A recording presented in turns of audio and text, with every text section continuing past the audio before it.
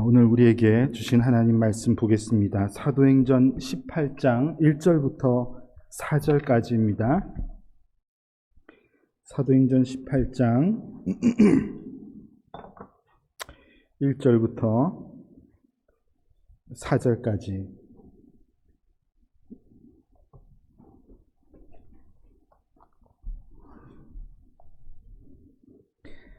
우리 함께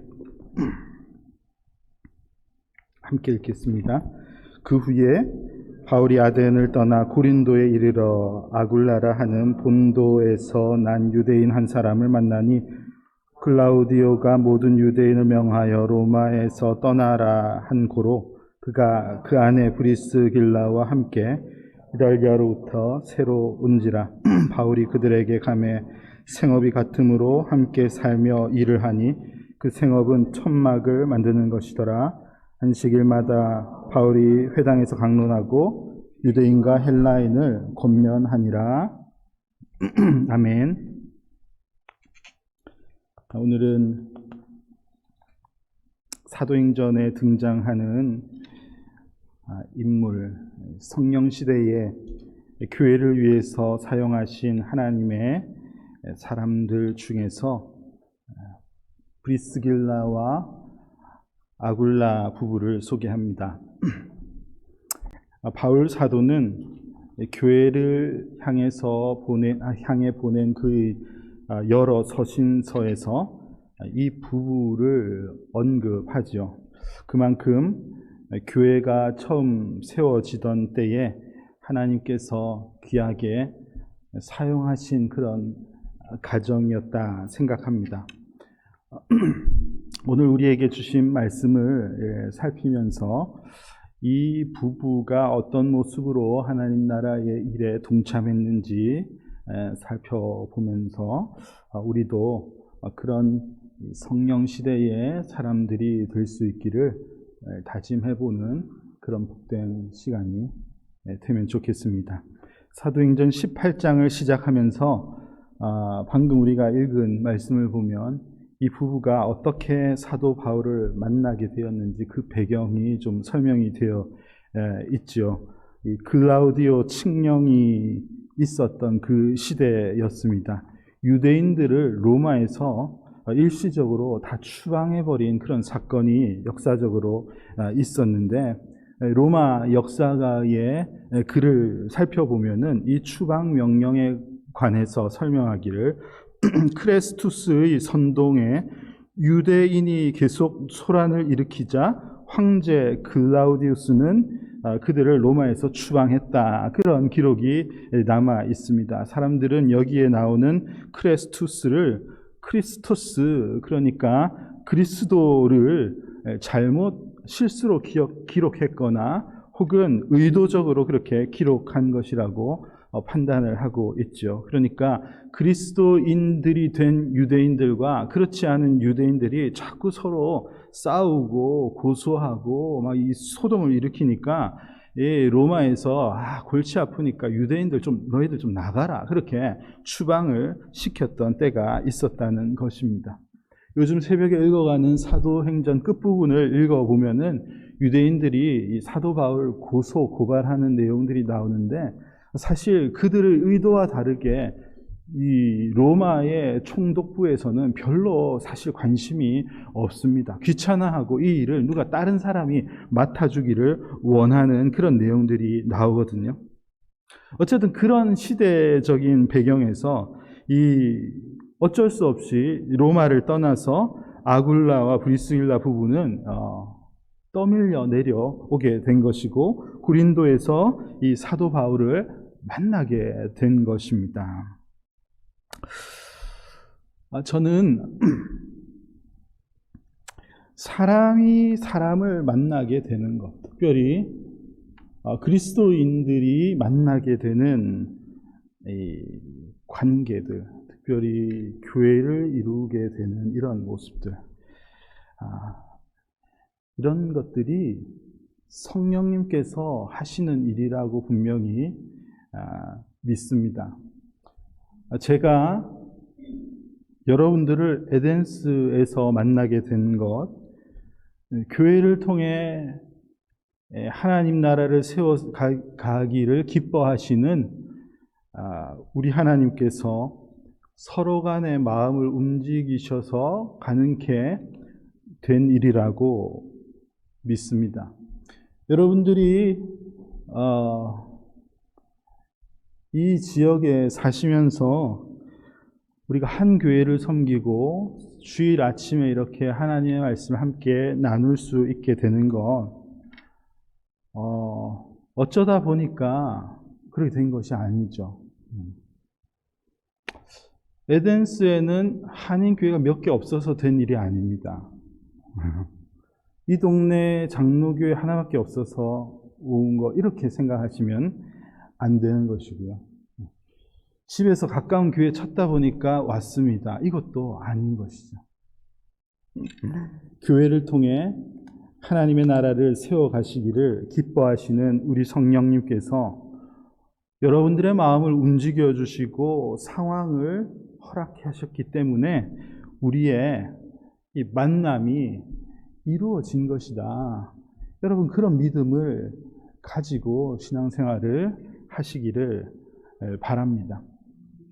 바울 사도가 이 부부를 만났는데요.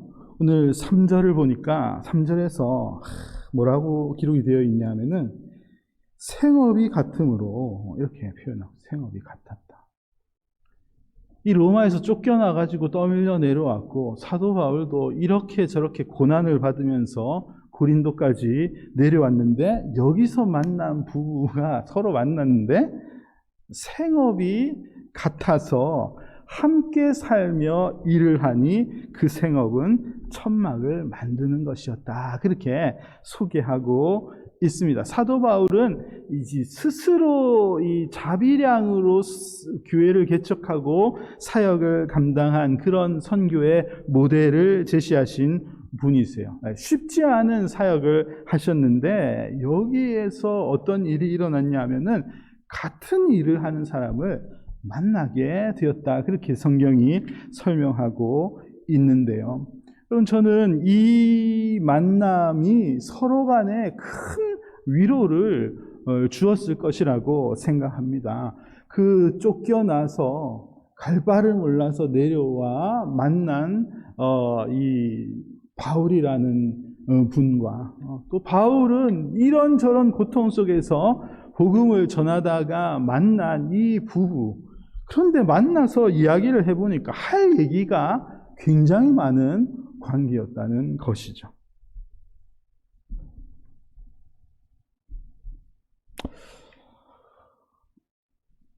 여러분, 우리도 저는 마찬가지라 생각합니다. 이 조지아 에덴스라는 곳에 우리는 머물며 살고 있는데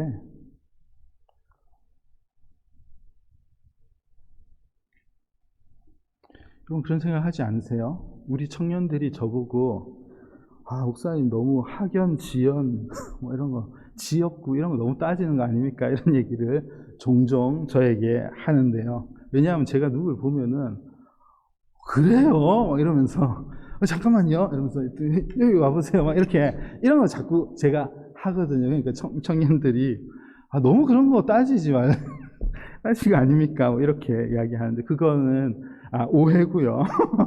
저는 끼리끼리 모이는 거 이게 좋아서 그러는 게 아니고 이 교회에서 이런 만남이 너무 신기하고 우리 희한하다 이런 마음이 제게 너무 많이 들어서 그렇습니다. 제가 부산 사람인데요. 에덴스라는 조지아 에덴스에 와가지고 이 우리의 난곳 방언 부산말을 하는 이한이 아빠를 만날 줄 누가 알았겠으며 장세람 자매를 만날지 누가 알았겠어요. 나는 너무 신기하거든요. 여러분 그런 거 없습니까? 네. 제가 여기는 천안에 살았거든요. 우리 동네 바로 옆 동네 쌍용동에서 산 복자여고 출신 양다의 자매를 여기서 만날지는 난 너무 신기하거든요. 이게 이런 일이 다 있나 이런 생각이 듭니다. 네. 저 아이오에서 공부했거든요. 여기 와서 우리 동문 정세희 자매를 만나게 된 거 난 너무 신기한 거라. 왜 여기서 이런 만남을 가질 수 있지? 저는 위로가 되고 너무 기뻐서 그런 이야기를 하는 거예요. 지난주에 새로 오신 우리 노안의 가족. 제가 미국 생활을 메릴랜드에서 처음 해가지고 거기에 추억이 진짜 많은데 지난주에 오셨는데 메릴랜드에서 이사를 오셨대. 얼마나 저는 신기하고 기쁘고 감사한지, 그냥 이런 일을 그냥 어쩌다 보니 이런 일이 생겼다, 그렇게 말할 수 없다고 생각합니다. 뭐 엮기 시작하면 여러분 뭐 한도 끝도 없죠. 이런 일이 저에게만 있는 게 아니고 여러분들에게도 너무 많으신 것 같아요. 이렇게 앉아서 예배 끝나고 교제하면서 이야기하다 보면은 막 서로 그분을 아세요? 막 이러면서 어떻게 여기서 이런 분을 만나지? 이런 일들이 한두 가지가 아니고, 그래서 이곳에서 서로 대화할 내용들이 있고 서로 위로할 내용들이 있다는 것은 참으로 기쁜 일이 아닐 수 없습니다. 성령님께서 이 지역에 바울이 머무를 때 9절 10절 말씀을 보면요, 사도 바울에게, 이 상황을 지나고 있는 사도 바울에게 하신 말씀이 있습니다. 바울 사도에게 두려워하지 말고 침묵하지 말고 계속해서 복음을 담대하게 전해라, 그렇게 하나님께서 권면하시면서 하시는 말씀이, 내가 너와 함께 있음에 어떤 사람도 너를 대적하여 해롭게 할 자가 없을 것이니, 그러면서 주님께서 하신 말씀이, 이는 이 성 중에 내 백성이 많음이라, 그렇게 말씀하셨습니다. 저는 이 말씀을 읽으면서 이 10절에 이 성 중에 내 백성이 많다는 의미를 사도 바울에게 하셨을 때, 이 의미가 이 성 중에는 구원받을 사람이 많아, 선택해 놓은 하나님의 백성들이 많아, 그러니까 끝까지 너는 인내하면서 일해야 돼, 구원받을 사람들이 많다니까, 이런 의미라고 생각을 하지 않았습니다. 여기서 성령님께서 귀뜸해 주시는 내 백성이 여기에 많다는 이 말씀을 통해서 바울을 위로해 주시는 것 같아요. 너와 동역할 사람, 너를 위로해 줄 사람, 너의 상황을 이해하는 사람, 너와 함께 할 사람이 이 백성에, 이 지역 안에 많이 있다. 이 성 안에 많이 있다. 너 혼자라고 생각하지 마. 성령님께서 그렇게 사도 바울께 위로하시는 말씀이다, 그렇게 생각했습니다. 그럼 우리 교회가 성령님께서 돌보시는 교회이기를 간절히 원합니다. 성령의 사람들이 함께 모인 교회라는 증거가 우리가 모였을 때 희한한 현상이 나타나고요, 그런 것이 아니요, 그런 것으로 증명되는 것이 아니라 우리가 만나면 서로 위로할 내용이 있는 거예요. 어떻게 살다 보니까 우리가 에덴스에 머물게 되었는데, 여기에 모여서 교회를 통해서 만나는 이들을 통해서 서로 할 이야기가 있는 거예요. 서로에게 위로가 되고 힘이 되어주는 관계가 된다는 말입니다. 이게 성령님께서 이 교회를 다스리시는 증거라고 저는 분명히 믿습니다. 그런 일을 겪으셨어요? 나도 그런 일을 겪은 적이 있습니다. 그런 상황을 지났습니까? 나도 그런 상황을 지난 적이 있었는데, 위로하는 교회가 되는 것이죠. 에베소서 2장에서 말씀하시는 것처럼 주님 안에서 건물마다 서로 연결하여 주 안에서 성전이 되어간다. 이 교회의 모습, 우리의 모습이 이와 같아야지 되겠습니다. 각자 다른 이유로 이곳에 터를 잡고 지내게 되었지만 결국 우리를 연결시키시는, 연결되어 하나님의 성전이 되어가게 하시는 하나님의 깊으신 뜻을 우리의 모임 가운데서 발견하게 되는 겁니다. 여러분, 오늘도 예배에 나오신 여러분들이 그래서 성령의 사람들, 성령님께서 감동시키셔서 자리하게 하신 그런 인물들이라고 믿습니다. 오늘도 예배하러 나온 이 시간, 그냥 예배하고 그냥 말씀만 듣는 것, 그게 전부가 아니라 서로를 살피고 위로하고 만나고 나누면서 서로 간에 힘이 되어주는 그런 아름다운 교회가 되기를 소망합니다. 여러분, 사도 바울의 전도 여행을요, 보통 1차, 2차, 3차 그렇게 구분해서 설명을 하는데, 오늘 우리가 읽은 18장에 보면은 2차 전도 여행이 끝이 나고 3차로 이렇게 넘어가는 부분이 있어요. 18장 23절까지가 사도 바울의 2차 전도 여행의 마무리였다. 그렇게 이렇게 구분을 할 수 있는데, 왜 거기서 구분을 한 텀으로 구분을 하냐 하면은 22절에서 사도 바울이 안디옥으로 가고 있기 때문에 그렇습니다. 그들을 파송한 지역이 안디옥 교회이기 때문에 다시 안디옥으로 복귀한 그 시점을 한 사역을 마쳤다. 그렇게 이제 보는 것이죠. 우리가 그렇게 구분을 하는 것입니다. 자, 제가 왜 갑자기 이 설명을 드리냐 하면은, 이 바울 사도의 이 전도 여행이라는 것은요, 여행이라는 말을 붙이긴 했지만 사실 뭐 여행입니까? 이게 진짜 힘든 과정이에요. 온갖 고난, 죽을 고비를 겪어가면서 복음을 증거하고 목숨 내어놓고 지금 계속 움직이는 이 사역을 하고 있는 것입니다.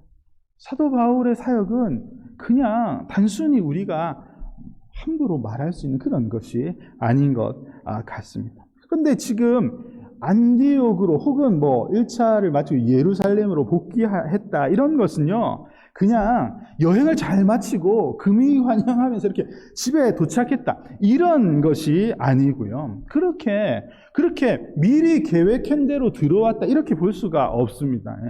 성경에서는 성령의 인도하심을 따라갔다고 표현하지만 현실적으로 보면요, 온갖 비난과 핍박을 받으면서 도망 다니고 숨어 다니고 그러면서 복음을 전하다가 지금 떠밀려 안디옥으로 다시 오게 되는 그런 상황인 것이죠. 이런 상황에서 안디옥으로 다시 복귀하게 되는 사도 바울께서 다시 또 전도 여행을 시작하는, 그러니까 우리가 후대를 살아가는 우리는 3차 선교 여행이 시작되었다, 그렇게 말하지만은 그렇게 다시 발걸음을 옮기는 것이 보통 어려운 일이 아니었을 것이다, 그렇게 생각이 듭니다. 복음 전파의 어떤 각오와 사도 바울이 늘 이야기한 것처럼 로마까지 전하겠다, 로마서에서는 로마를 딛고 스페인까지 복음을 전하겠다, 이 어떤 목표를 계속 흔들림 없이 진행하는 것이 쉬운 일이었겠냐, 이 말입니다. 특히 지금 안디옥으로 들어가는 길에 있어서 선교사님들이 이제 선교지에서 사역하다가 가끔씩 안식년 맞으면은 나오셔서 선교 보고하고 뭐 그렇게 할 때, 저는 몰라서 하는 말인지 모르겠지만 다시 들어가시고 싶으실까? 이런 생각이 저는 진짜 많이 들어요. 저번에 우리 교회에 오셔서 설교하신 고덕현 선교사님도 와가지고는 그래도 말레이시아가 제일 좋아. 제 속으로 진짜 말레이시아가 진짜 좋을까? 진짜 진심인가 저 말이? 이런 생각이 저는 들었습니다. 뭐 그렇게 다시 그곳으로 가고 싶겠냐, 이 말입니다. 얼마나 힘들겠어요. 자, 그런데 이 바울 사도 2차를 마치고 안디옥으로 들어가게 되는, 지금 17장, 16장 이 앞에는 온갖 고난과 핍박의 내용들이 다 있었죠. 그래서 결국 다시 돌고 돌아서 안디옥으로 들어가게 되는 현장에 지금 이어지는 이 시기에 중요한 역할을 하신 분들이 저는 이 브리스길라와 아굴라 이 부부였지 않았을까 그렇게 생각하고 있습니다. 이 18장이 시작되는 부분에서 보면은 18장 18절에서 보면은 이 고린도를 떠나서 이제 내려갈 때에 그냥 고린도에서 만나고 생업이 같았으면 서로 나누고 이제 헤어진 것이 아니고요. 18절부터의 내용을 보면은 함께 길을 함께 동행하는 이 부부의 모습이 보입니다. 마음을 같이 하고 같이 출발하는 거예요. 말씀을 읽으면서 그때 상황을 살펴보면요. 겐그리아를 지날 때 사도 바울은 머리를 깎았다는 기록이 나오고요. 이어서 에베소에 도착했을 때는 에베소에 사도 바울이 브리스길라와 아굴라 부부를 에베소에 남겨두고 출발하는 내용을 볼 수가 있습니다. 그리고 19장에 가면은 다시 출발하죠. 사도 바울이 다시 출발해서 다시 에베소로 돌아가서 이 부부를 다시 만나게 되는 내용이 나오고 있습니다. 저는 이 모습들을 쭉 살펴보면서 이 부부가 한 역할이 정말 대단한 것 같다, 그런 생각이 들었습니다. 안디옥으로 복귀하는 사도 바울의 마음이 흔들리지 않도록 다시 그 목표를 향해서 꾸준히 변함없이 사역할 수 있도록 옆에서 함께한 이들이 있었으니 이 부부였다고 생각합니다. 함께 길을 나서 저는 겐그리아에서 사도 바울이 갑자기 머리를 깎았다는 내용을 굳이 기록한 것도 저는 이 안디옥에 복귀하는 이 사도 바울이 서원하는 마음을 다시 드러낸 것 아니겠는가, 그런 생각이 듭니다. 다시 힘을 내어서 다시 사역할 수 있도록, 일어날 수 있도록, 지치지 않도록 옆에서 중보하는 이 부부가 있었던 것이죠. 성경에서는 바울 사도가 에베소에서 이 부부를 남겨두었다 그렇게 표현하고 있지만은 사도 바울이 남겨두었다라기보다 이 부부는 아마 이 에베소에서 머물겠다, 우리가 여기 사역을 책임지고 있을 테니 다녀오십시오. 그래서 사도 바울이 갔다가 다시 일어나서 에베소로 돌아간 것 아닐까 생각이 됩니다. 힘들고 멈추고 싶고 쉬고 싶은 그 현장에 이 성령의 사람 브리스길라와 아굴라 부부가 있었기 때문에 사도 바울은 다시 마음을 굳게 하고 변함없이 복음의 현장으로 걸어가게 된 것이라고 생각합니다. 저는 우리 에덴산 장로교회를 섬긴 지 이제 3년, 올 겨울이 되면 3년이 이제 차네요. 담임 목사 위임 예배를 좀 늦게 드렸죠. 그 코로나 상황 때문에 늦게 드려서 작년 11월에 하게 되었는데, 제가 그때 인사 말씀을 하면서 위임 예배를 늦게 했으니까 이 담임 목사와 성도 간의 그 행복한 허니문 기간이 이제부터 시작할 수 있게 돼서 진짜 다행입니다. 제가 그렇게 인사했는데 기억나십니까? 제가 그렇게 인사했는데요. 뭐 그냥 저 착각이었던 것 같아요. 제가 보니까. 저만 그런 생각을 한 것이지, 뭐 제가 그 이유를 보니까 우리 성도님들 벌써 눈빛과 행동과 모든 게 이전 같지가 않고, 그냥 뭐 저 사람 그냥 왔으니까 계속 있을 건가 보다, 뭐 이러면서. 별로 그 처음에 감동, 그런 열심, 이런 게 별로 없는 것 같다, 그런 생각이 사실 들고요. 너무 솔직했나요? 이건 뭐 사실 아닙니까? 목사는 그럼 힘이 쭉쭉 빠지고. 근데 이거는 그냥 보편적인 모습이에요. 제가 이번에 저만 우리 교회가 이상하다 이런 얘기를 하려는 게 아니고, 제가 이번에 이 캠퍼스 목사들, 사역자들 모임을 갔었지 않습니까? 저 같은 사람들끼리 모였어요. 저 같은 사람. 어느 대학교 옆에 있는 어떤 교회, 어느 대학교 옆에 있는 이런 목사님들이 모였는데 다 똑같은 모이니까 다 지치고 힘들고 그래가지고 막 이게 서로 모여서 위로하고 그래서 힘을 내자. 캠퍼스 사역에도 희망이 있다. 뭐 이러면서 계속 힘을 내는 그런 모임으로 그게 있었다는 것을 가서 알게 되었습니다. 이건 다 이런 분위기구나. 이 캠퍼스 사역, 캠퍼스 교회라는 것이 늘 그렇게 힘을 내어서 역동적인 모습으로 서 있는 것이 참 쉬운 일이 아니구나. 지칠 수밖에 없는 곳이구나 하는 것을 알게 되었는데요. 여러분, 저희가 이 말씀을 묵상하고 준비하면서